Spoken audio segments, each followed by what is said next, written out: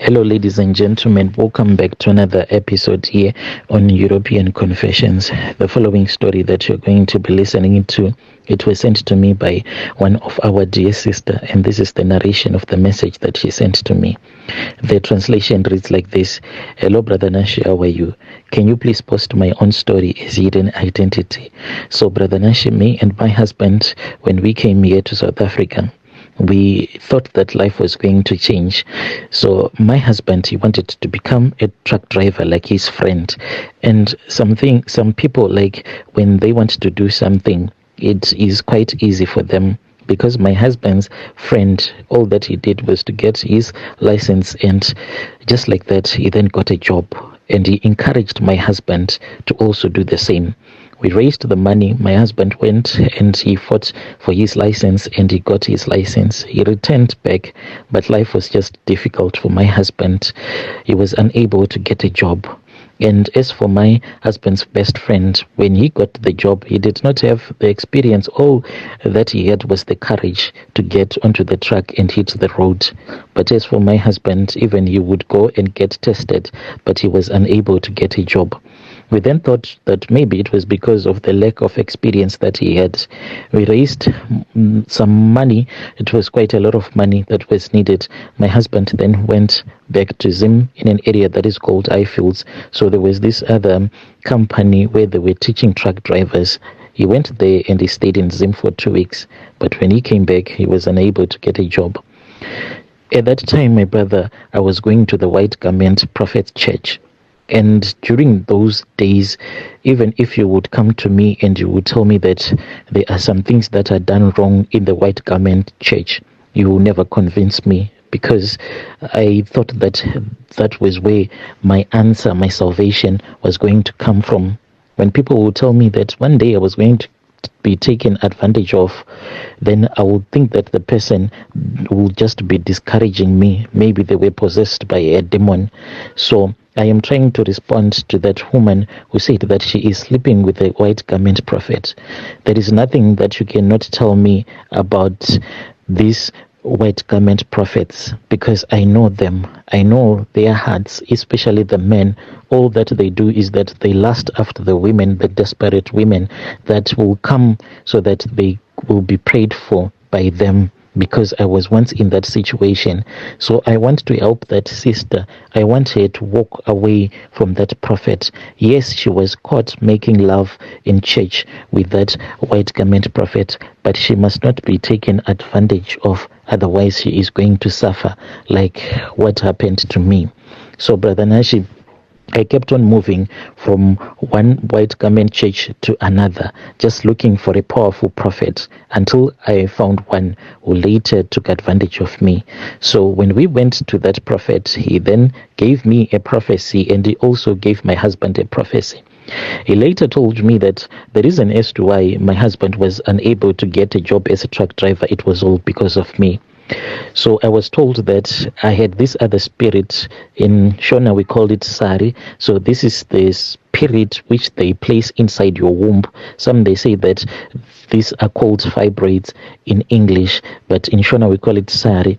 So I was told that I had this spirit that was inside my womb. So this spirit, the fibroids, they cause you to have bad luck. And your husband, because of him sleeping with you, you would also take that bad luck with him. This is the reason as to why he was unable to progress in life. So that prophet then said, you need to come alone, because I do not want your husband to divorce you, because he will now know that you are the one who is causing all of these misfortunes that are happening to him. So are you able to come to my place alone so that we can cut these fibroids?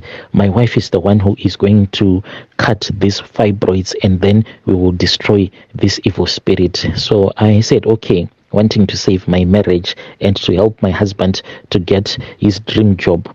So when my husband had gone on his piece jobs, because he used to work for this other Indian man, and he used to drive for him, but just as a casual worker.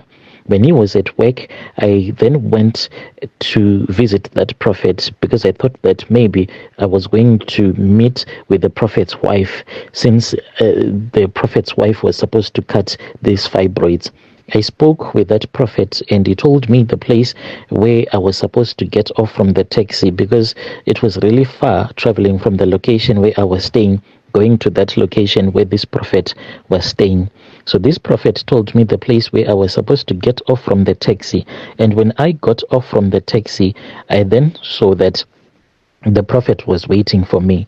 We then went to the place where I thought that it was the place where he was staying with his wife, but this place where we went to, it belonged to his friend. So this was a deal that they had made. We sat outside, my brother, for a very long time, just waiting for his wife to arrive, but the wife never came. When I grew tired, that was when he said, my wife is taking very long, so let us get inside. So we went inside, and he said that he was just going to pray for me so that I can return back home. So he said, okay, before you go, let me go and speak with this other woman. Maybe I can teach her how to cut these fibroids, because I don't want you to go because you've already wasted so much money. So he went outside and he came back and he was sad, and he said, unfortunately, that woman, she is not there. So I don't know what are we supposed to do. He then said, woman, do you allow me? I know the thing that I am going to ask you, it is not something that you expected, but I've been doing this for a very long time. Do you allow me to cut these fibroids from your womb? At that time, I was a desperate woman. I thought of my husband, the way that he was suffering. And I said, if I am the one who is bringing this bad luck to my husband, so let me just allow this prophet, since he's saying that he has done this so many times with several women, let me allow him. And he told me that if I had given him the permission, then I was supposed to undress myself. So I stood up from where I was seated. Then I dressed myself. I was like totally naked. This prophet kept on looking at me. He then took, those white garments that they use in the white garment church. He then spread that white garment on top of the bed to make it holy. He then told me to get on top of the bed, so I did. He told me to lie down on my back facing upwards, and he told me to open my legs for him. So I did. So he then started to pray, and he said that the Spirit of the Lord was descending from the heavens. Then he started to speak in tongues, and as he was running around the room, he said that the Holy Spirit had now possessed his body. This man, he then started running around the bed as he was chasing away that bad spirit, the spirit of bad luck. He then came to the place where I was sleeping on that bed. Then he said that he had been shown by the Holy Spirit that this bad luck spirit, it was now in my breasts. It had ran from my womb because he knew what was about to happen. It then came and it was now in my breasts.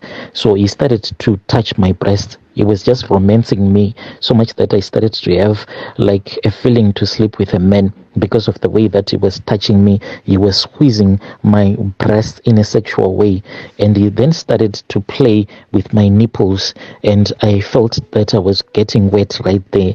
So I just respected him because he said that the Holy Spirit had possessed his body, and I said, if this is what the Holy Spirit wants, let me just do what the Holy Spirit wants. I just lay there, my brother, waiting for him to finish praying for me.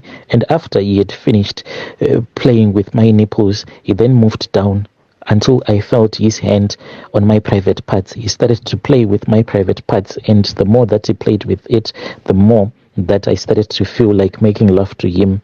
He then pushed his finger into my private parts, and the next thing, I felt that he was on top of me, and he had inserted his manhood into me, and we slept together.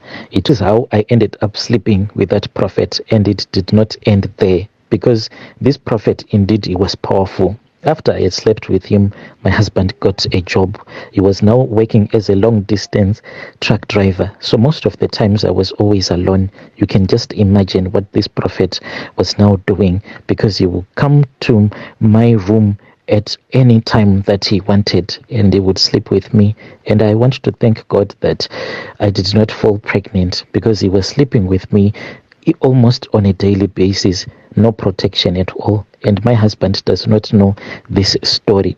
So by the time that I felt like I did not want to sleep with him anymore, He then started to threaten me, and he said that, do you know that at my place I have this voodoo doll that I named after you? Even if I want to kill you now, I will just take a needle, then I will just stab that voodoo doll that I have in my room, and you are going to die.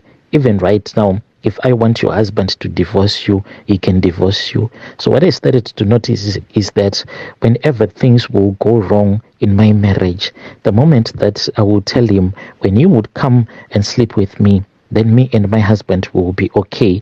No more financial problems. So I then started to see and to notice the pattern, and I saw that this man, he was the one who was now holding my destiny and holding my husband's destiny. I was confused. I did not know what to do. I was scared of him. I was like a slave to him, until this other woman invited me to her church. I said, okay, let me just go.